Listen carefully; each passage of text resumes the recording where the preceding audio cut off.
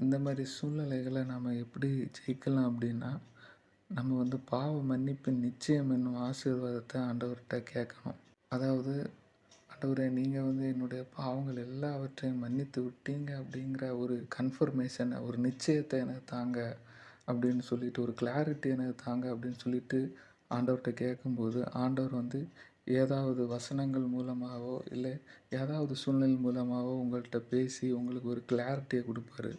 அதனால அதுக்கப்புறம் வந்து இந்த மாதிரிப்பட்ட பழைய பாவங்களை குறித்த எண்ணங்கள் வரும்போது, நீங்கள் வந்து தைரியமாக அந்த கிளாரிட்டி இருக்கனால நீங்கள் வந்து தைரியமாக வந்து நீங்கள் சொல்லுவீங்க, பழையது எல்லாம் முடிந்து போயிற்று, எல்லாம் புதிதாயிற்று. பவுல் கூட ஒரு வசனத்தில் சொல்லுவார், பின்னானவைகளை மறந்து முன்னானவைகளை நாடி தேவன் அழைத்த பரம அழைப்பின் பந்தய பொருளுக்காக லெக்கை நோக்கி தொடருகிறேன் அப்படின்னு சொல்லிட்டு சொல்லியிருப்பார். ஸோ அதனால் நாம் வந்து இந்த சூழ்நிலைகளை நாம் வந்து பாவ மன்னிப்பின் நிச்சயத்தை பெற்றுக்கொண்டோன்னா எளிதில் ஜெயிக்கலாம்.